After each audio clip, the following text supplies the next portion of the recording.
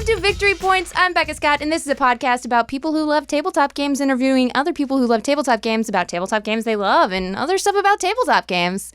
Welcome to our guests. Today I have Erinrose Widner and Dean Donofrio, the co-creators of Meeple People, a web series about a group of friends that love to game and sometimes messy love interests get in the way.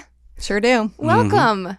Thank you. Thanks for having us. Yeah, this is very really excited great. to be here. Oh my gosh, I'm excited to have you. Oshi the dog is very excited We're to very have excited you. to meet Oshi. Yeah. He's usually pretty calm, but today he is feeling ready to pod. You hush. You don't get a mic.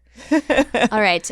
So let's see. We'll get to Meeple People, but today we're going to talk about a little bit about the different type of gamers that are out there, how they're portrayed in the media, and maybe what we'd like to see portrayed differently. And then we'll talk about some of our favorite games and what y'all are playing right now.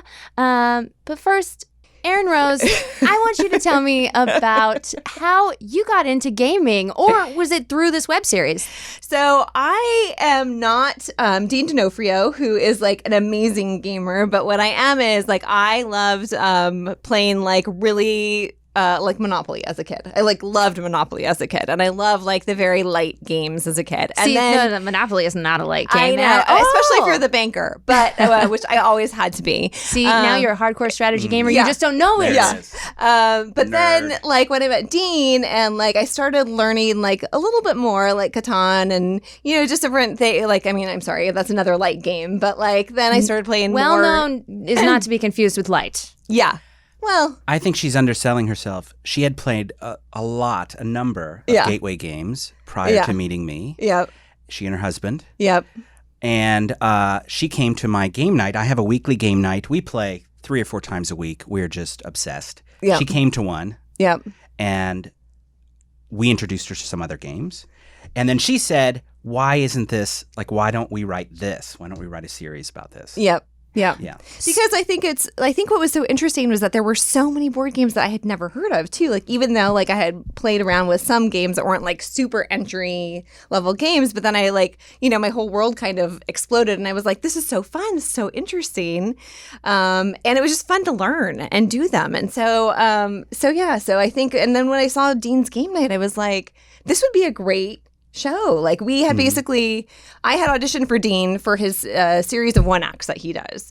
So he does a series of one acts that he writes and directs like every year. Basically. Well, Dean, tell me about that. Yeah. Tell me about your one acts, because that's, I assume, how you two met. Was you were cast in one of these? That is right. Great. So I'm a writer. I've always been a writer. Written spec scripts, TV stuff with Erinrose here, but I always like to do theater. And I have a series of comedy one acts that I write, and then I put them on just to see that immediate audience reaction to the writing. And it's fun and it's exciting to work with actors. It's just fantastic. Cast her in something a few years back. She was amazing. And she was like, why don't we write something together? And that's how all of that started. Oh, and tell me about your game night. You said, or game nights, plural. You said 3 to 4 a week? That is ambitious. I know, it's crazy. No, it's something crazy. to be very proud of. I'm sure a lot of our listeners have at least one. Several I know have that many per week.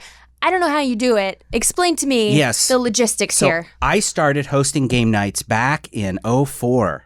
When I discovered the hobby, when I really discovered first party games, and then somebody told us about Settlers of Catan, and then Ticket to Ride, and then it snowballed from there.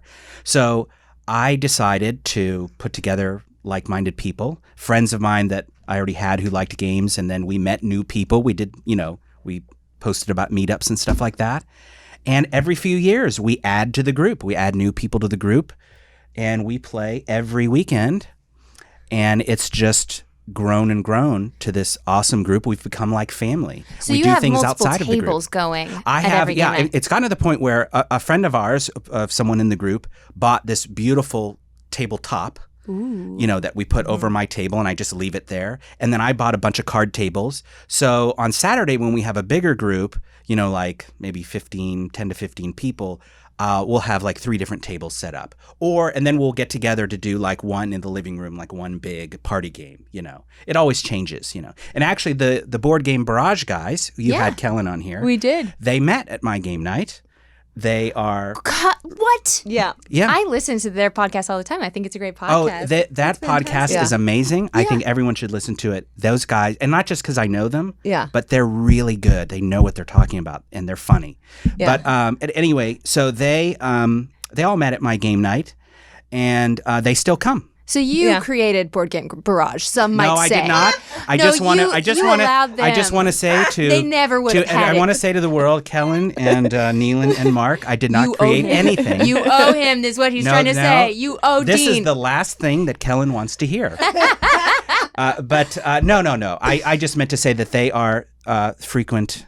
And I think what's funny is Neelan, because like Dean has known Neelan for like years and years and years, is that Neelan was actually part of our test audience when we did Meeple People originally, we actually did focus groups. Yes. Like we did so many focus groups to like change around some of the storylines and just see how it worked for There's everything. your marketing background coming into play. And she's a genius with all of it.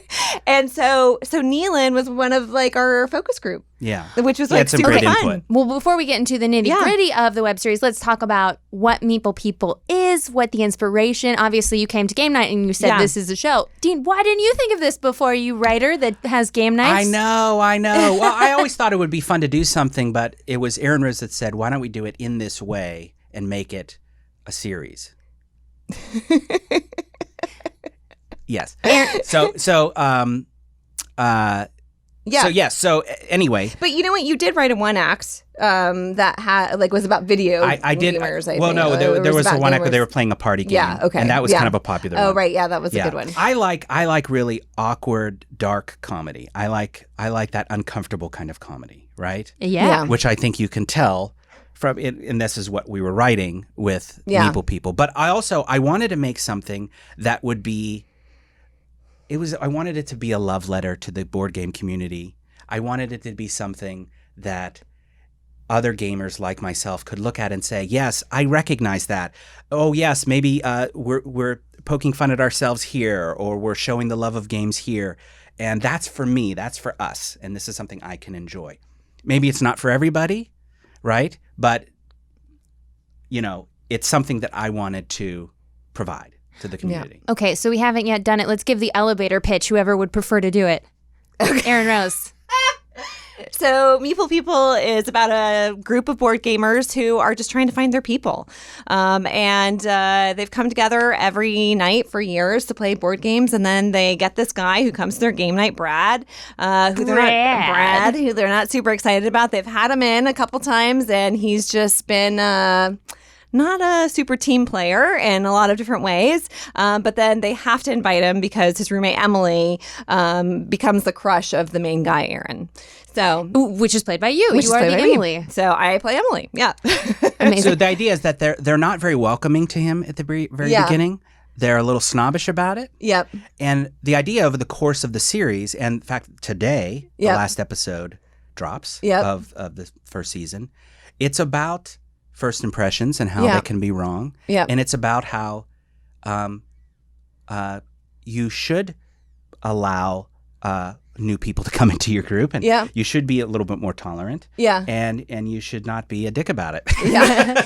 Don't be a dick, people. Right. And I also think like what's kind of funny is like, so like my best friend, we always have this joke, like we actually did a play together in college, and we hated each other. Like we hated each other. We thought like the other one was so horrible. We just like, she was so sweet and wonderful. And I was like, this cannot be real. But she is actually like genuinely like the sweetest, most wonderful person. Yeah, never trust it. But like to this day, we are still best friends. And I am like, we don't live in the same city, but like she is like my dearest, bestest friend in the entire world. So I think like it is about like you find people sometimes in like the most unexpected ways that maybe you don't necessarily have an immediate connection to, or you don't even like at the beginning, but then they become your people. And I think that's what's so interesting. And that's what's so cool about board games is it does bring people together in that way. This is what happened to me.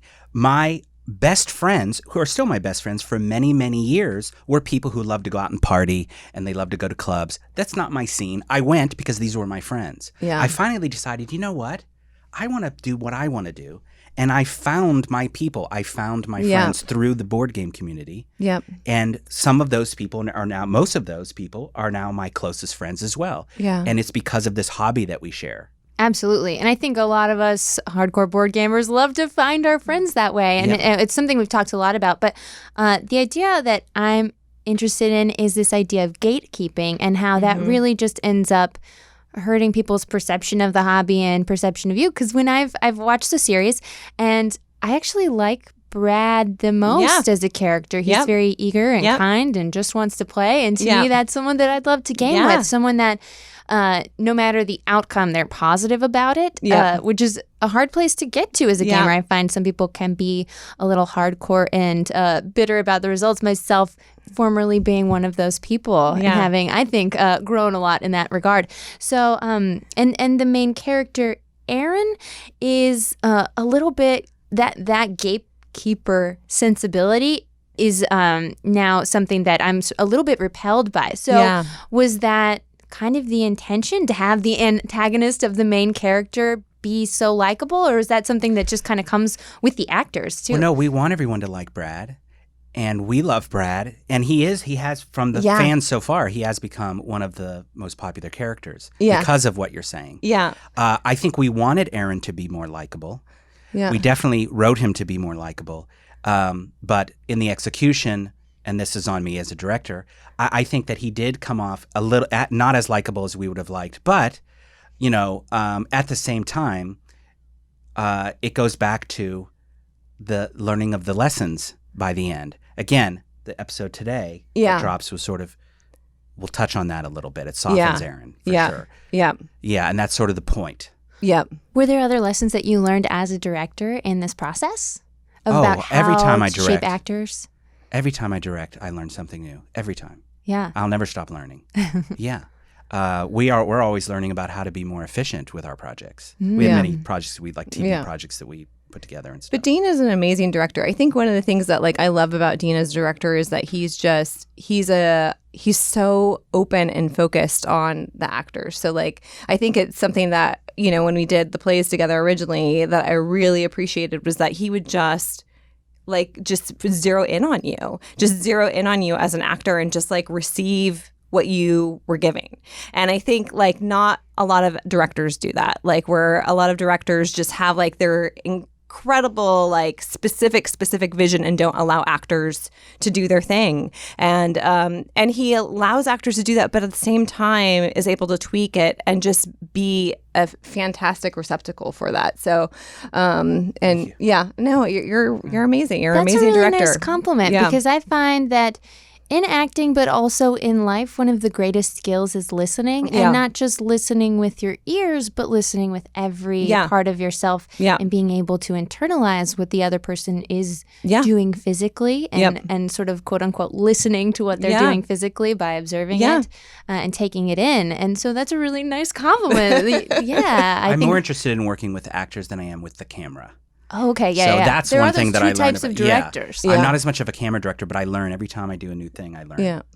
Well, because you come from a background of theater where there is no camera. I actually come from a background of film. Oh, really? Okay. But I've never been one that really had a knack for the camera directing. I was much more interested in directing actors, and I think that's why I gravitated eventually toward theater. Yeah, it is definitely that medium. Yeah. That's interesting because so many people go the other direction of. I studied theater and then I got into film. Right.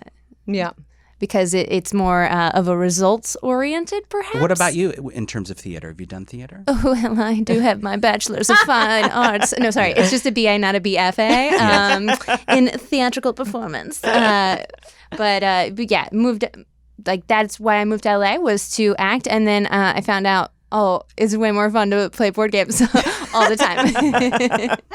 Talk about them. Yeah. For That's sure. awesome. Yeah, drama's hard. It's hard. I saved that for class. All right. So we're going to take a little break, and then there's so much more I want to talk to you guys about what you're playing recently, what I've been playing, and more about sort of the types of players that you come across and that you guys have archetyped in your show. Cool. So we're going to take a quick break. Welcome back to Victory Points. I'm here with Erinrose Widner and Dean Donofrio, who are the creators of Meeple People, the web series. We say that for all the people joining us on NPR who come in halfway through the podcast. Hello, NPR. Whoever's skipping to halfway through the podcast just to hear me reintroduce, what are you doing? It's also my best fresh air impression. Oh, nice. All right. Terry, take it away. Terry Gross.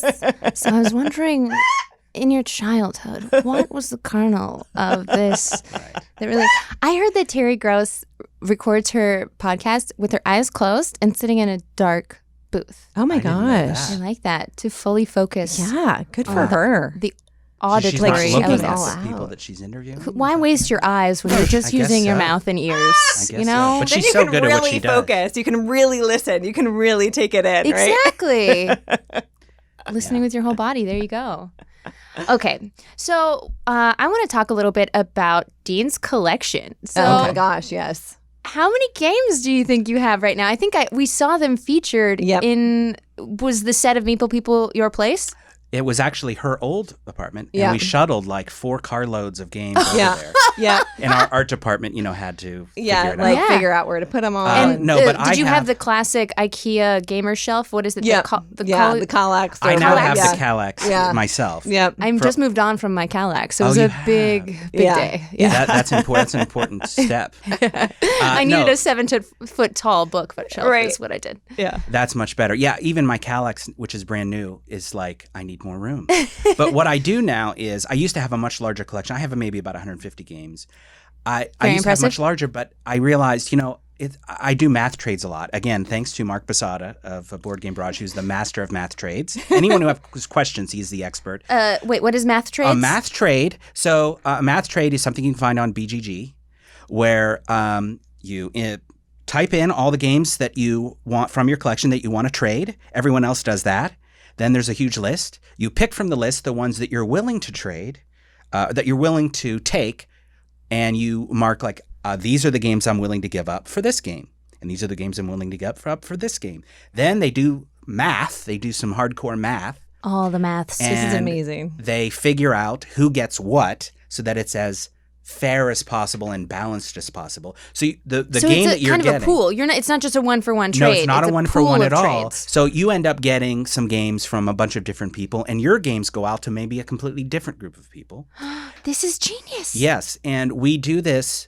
We now only do, myself and Mark and some of our other friends, we only do it for the local math trade that happens at Strategicon here in LA, That you were just at. that I was just at, Strategicon, which is the gaming convention. Yeah. And we meet up in this room, and there's like 50 people in this room calling out names, calling out usernames, and we make our big trade.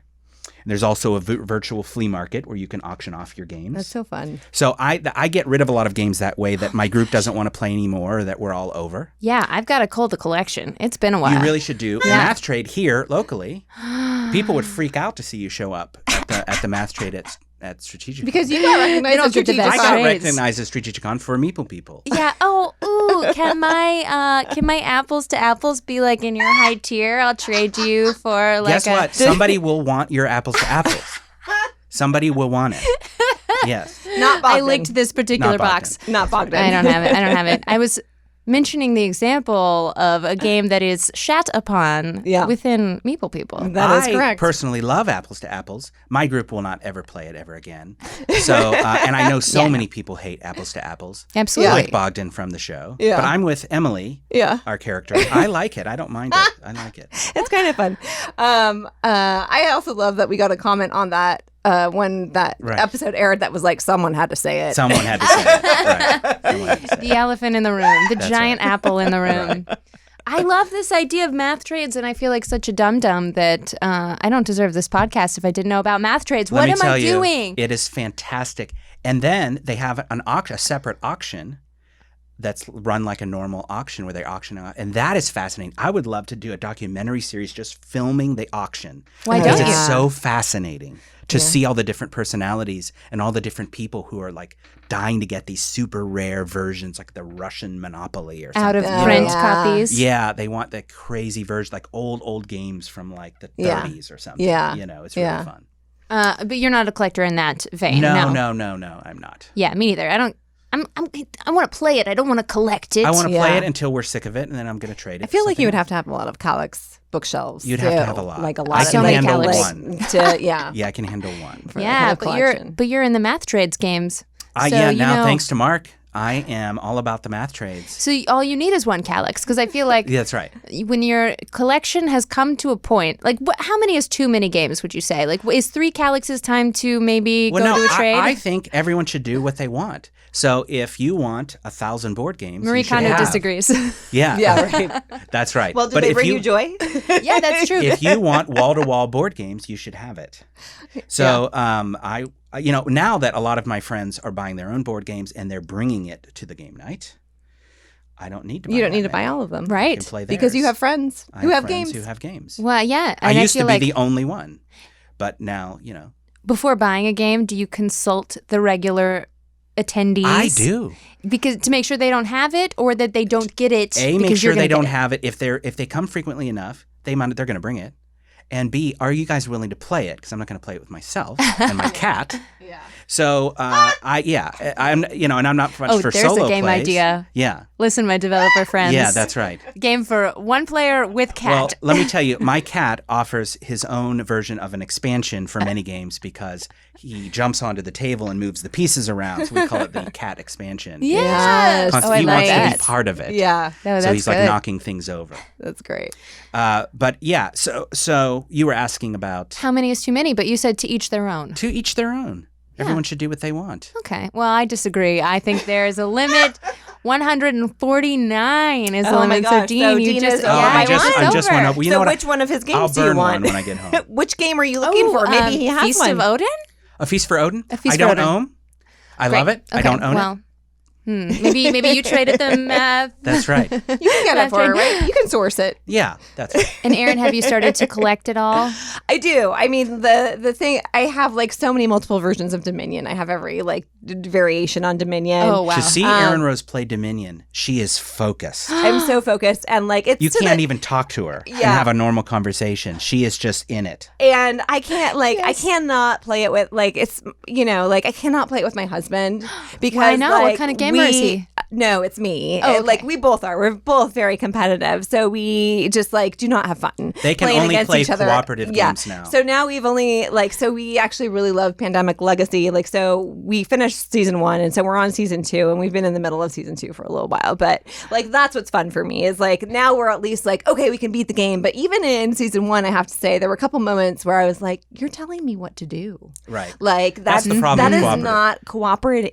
Like can I choose what the move is that I want to do? Well, quarterbacking is a serious problem. Yeah, We've serious addressed problem. this issue before, but Yeah. I think it's always worth addressing again because Absolutely. games But there are games that solve that problem, I think. Right? Oh, what's Spirit an Island example? is one. Oh. Spirit Island. You're doing your own thing. Okay. There's not much. Tell me more. Each player has so much to do in their own realm that it's not going to be easy to quarterback everybody. Yeah. You'd I have am to be a going to major douche buy that to really today. want to Yeah. get I'm into gonna buy it. Yeah. I just played It Evil Below from the Op, which is really fun. Okay. They're just releasing it. I had a blast playing it's so immersive, and I love the It films. I love the recent You're reboot into horror. and Yeah. the new one that's coming. Oh my gosh, it looks terrifying. Yeah. And I love a game that can make you feel horror. Like speaking of Oh, legacy yeah. games, Betrayal, Yeah. Legacy, to really feel that fear from a game is a really exciting thing. Yeah. But this is a cooperative game, and I have a serious problem with cooperative games for the quarterbacking Yes. reason. And I have been known to yell at people, don't tell them what to do on their turn Yeah. in Yeah. a joking way, but then they get But it. you're- I'm serious. Yeah. You may only talk during your turn. That's my rule. Because I think most people are not going to have a good time if they're not the one person that was ordering everyone to go. Right. You know? Yeah. Can I offer up Letter Jam, which is a new cooperative game? I saw it at Gen Con, We but I love didn't get it. to play. It is so good. And it's another one where it would be very difficult to quarterback because you don't know anything about your letters. So you have to rely on other people to make some decisions. So the talking that you do amongst the players never devolves into, you do this, you do that. It's not like that. It's designed so that it's a little bit of a nicer, gentler play. Yeah, Letter Jam. So beautiful box. I love that it's just a strawberry on the cover. And it looks sort of like the Inglourious Bastards game where you've got something stuck on your forehead that only other people can see and you can't see. So you have one letter it's showing. Like Hanabi. If you've ever played Hanabi, it's another beautiful cooperative game. I don't know if you play that, but you have... It's on my shelf. Is that the same? That's okay. So you create, let's say you create a 5-letter word for the neighbor to your left. You take a bunch of letters and you create an easy 5-letter word. And you hand it to the player to your left. And then you get one. You can't see your letters. You mix up the letters so they're scrambled. And then you put one at a time, goes in this little thing that everyone else can see your letter but you. Like a Scrabble tray, kind of, but giant. Kind of, yeah. I can't think of the word right now, but each individual stand, like a little plastic stand. Got it. And then everyone else is taking turns trying to create a word out of all the other letters that includes your letters. And hopefully, based on the word they create, you know what your letter is. They can't tell you the word. They just say, Erinrose's letter is a number. This is the first letter. This guy is the second letter. Dean, yours is the third letter. And I'm like, well, it can only be a G or an N, maybe. So I'm taking notes. And whenever you think you know your letter, you move on to the next letter. And cooperatively, you're all trying to figure out your letters and then unscramble them to form a word. Oh. And you all win if you all figure out Was your that letters. the game that you were just playing? I was just playing this with a lovely woman that I'm dating. Yeah. And it was her first time at game night. Oh, very exciting. And I was so excited to have her. But here's the difference between her and I. I was to her left. She gave me 5 letters that she created a word out of. At the end of the game, I've successfully unscrambled the letters. I figured all mine out. And I said, oh, roses. You gave me roses. How romantic. I was so excited because we're still in the new in the dating process. I said, roses. Amanda, how great. Roses. You gave me roses. She said, no, sores. You gave me sores. I said, no. I said, I thought you were being romantic. She goes, no, I was giving you sores. I said, she sounds like a blast. I love her. Yeah, no, you know what? She's a horror writer. So obviously she's thinking darker. Sure, this but is the world I she just lives thought, in. how great. I was like showing it off. Look, everybody, she gave me roses. No, she gave me sores. That's nice. That's nice. Man. Yeah. And she didn't even apologize. Between Dean and Amanda. Yes, that's right. Perfect compliment, it seems to me. Yeah, it's like, all right, I'll take the sores. I love you enough, or I like you enough to take the sores. I'll take your sores. Yeah. Oh, that's so good. But that game is fantastic. Yeah. Oh, I love it. That reminds me of games one can't play with their husband. Can't play spelling games with my husband because he can't. Oh. He's very reliant on spell check. Oh. Yeah. And I love spelling games because the thing that really got me into the hobby, which is not, I don't know, if some people may put their nose up at this, but Scrabble. I'm obsessed with Scrabble because I played it every single night in college. I'm sure people have never heard me say that before. I talk about my love of Scrabble a lot, but I never get to play anymore because some people have a block about spelling games. Have you ever felt this? Renegade has one called Spell Slinger, so it's really fun twist on kind of spelling things out. I'd like to try that. I love a word game. I love a spelling game. Yeah. Have you ever played Crazy Words? Crazy Words? No, tell me more. Now, this is one that Kellen of Board Game Barrage had introduced to the group, and we play it all the time. It is fantastic. Everyone gets a secret category card. So it'll say like a cereal brand, or a diaper brand, or the name of a movie, right? Sounds like Anomia. Okay, well, you get the... Okay, so far, yes. But you get this category card, and then you're given a bunch of letters. Vowels. You're guaranteed to get a few vowels and then a bunch of consonants. And you have to create a made-up word. It can't be a real word that evokes the thing that you're trying to do, right?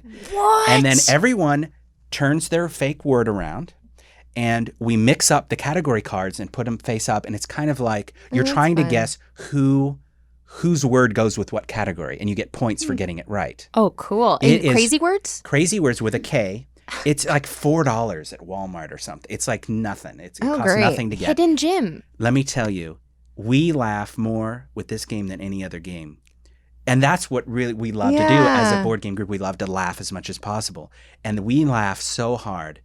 And the Board Game Barrage guys, I keep bringing them up, but like Mark Basada is brilliant at this game because he makes just the best words that are hilarious and evoke the thing. You know? Yeah, what a great skill. It's so good. Oh, what I'm banging the that's a table. genius concept for a game. Yeah. And there's a podcast I listen to called Grammar Girl because I love grammar, and they're Look at little that. like 5 to 10 minute episodes. And she has this segment, Mignon Fogarty. Her name's really fun to say, where she will have listeners call in and say a word that their family uses that is not a real Yes. word that has come into their family's vocabulary. I need to listen And to this. yeah, it's great. And it reminds me of gamifying that idea Yeah. of what's something that feels like this should be the word for it, sort of an onomatopoeia Yes. that you've made up Yeah. that just feels right. Yeah. Have you heard Lexicon Valley, No. the podcast? We're just That's going to about- talk about all our favorite podcasts Well, on this podcast that's today. about- The podcast's about podcasts. It's about the origin of words, Lexicon Valley. and it's hilarious, and it's brilliant, and you can learn about the origin of just common words, like where did they come from, and why is the word one with a W sound? You know, it's the only O word. You know, it's just fascinating. I always stuff say like Oni. that. Oni. I'm player Oni. It should be Oni, but it's one. But anyway, let's we're diverging. yeah. But it's a great podcast. Are we though? Because we're talking. It's all all important. together. It's It's all all about together. words Yeah. It's all and nerdy. games. You're right. Yeah, it's all geeky. All right, now we're almost out of time, but I do want to talk about what kind of gamer do you think you are, each of you? Erinrose? Erinrose. That's fine. I think like I'm not quite that Emily gamer. I'm more curious than I think Emily. Like Emily's like a little resistant, or she would rather, go back to her historical books and all of that. But like I am not as skilled, as like a regular gaming group. But like I'm so curious. I love learning games. Like I think it's so fun, and I also love winning. So I think like that's part of it. Like, and we see a little bit of that with Emily. Like when she finally like nails Lewis and Clark, it's like that's me, a little bit of me. Well, she's So- a gamer now. She's into it now. Yeah, you made a convert. I see the I'm real like purpose. the host Yeah. archetype. I love to host. I'd rather host than go to somebody's game night. I like bringing the people in, introducing them to each other. I like making sure everybody's got what they need and everyone's having a good time and introducing people to games. I love teaching games. You just described. Now I don't have to do it for me. Oh, that's yeah. you. Yeah, that's Yeah. me too. Yeah. Oh, Yeah. you said that so well. If I'm not in the mood for a game, but somebody says, "Oh, I don't know that game," I'll play it because I can teach it. Exactly. It's so satisfying. It's to so satisfying. Watch people's eyes light up when you give them the gift of a Yes. game they enjoy. That's right. Yeah. We used to Yeah. hand out awards to each other at our game group. We called it the Boardies. And we Oh, would give yeah, each this other is so awards for funny. best game explainer, best party game person. Yeah. And it was cool. We would like make like trophies and things like that. It was That's so fun. awesome. Yeah. And Mark Basada, myself, Neelan, they've all won. I think I was in one of them. You were in one of them. A couple of them, yeah. Now, hold we on. used ketchup as blood. Ketchup is blood. Wait, what? Wasn't there like there was like a shooting? What I can't remember. There was something that we There's there an was someone award else that that has we used blood? to make little. Yeah. For Yeah. the Boardies, we Yeah. used to do little videos. you like to prep up the like award. So every So award gets a We video. would everyone in the games group would star in a cute little funny skit. yeah. And I did one called The Explainer, where I was really frustrated with Erinrose and some other gamers about having to explain. You know how when they don't pay attention, it's called The Explainer. And I eventually take out a gun and I'm like, As Not that- explainers often do. as Yeah. explainers often do. Yeah. No, we love Always. repeating ourselves 50 times because we just get to explain it over and over. Yeah. I like explaining games. Yeah. Well, Erinrose and Dean, it's been such a pleasure to have you on. Tell people where they can find you and where they can find Meeple People. Yeah, so on YouTube, Meeple People Comedy, and it's Likely Story Productions. And then on Instagram, Meeple People Comedy, and Facebook, Meeple People Comedy. So, yeah, thank you so much And for you having personally, if they want to follow you? us. Yeah, Erinrose Widner. And There's no following me. And Dean's, so on, mysterious. Dean's on Instagram. You're Yeah, I'm not really. He dabbles. No. Don't look for me. I'm not there. I'm not there. I'm on Facebook. Say hi. If you're local to Los Angeles and you want to Yeah. find a new games group and you want to meet some awesome people who Dean play loves games, new people. please.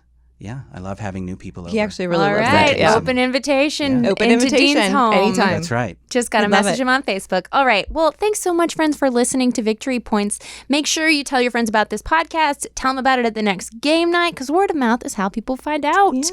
And make sure you subscribe and like and, rate us a 5 on iTunes. Even if you don't use iTunes, do it. Give us a 5. Okay, thanks for listening. Bye.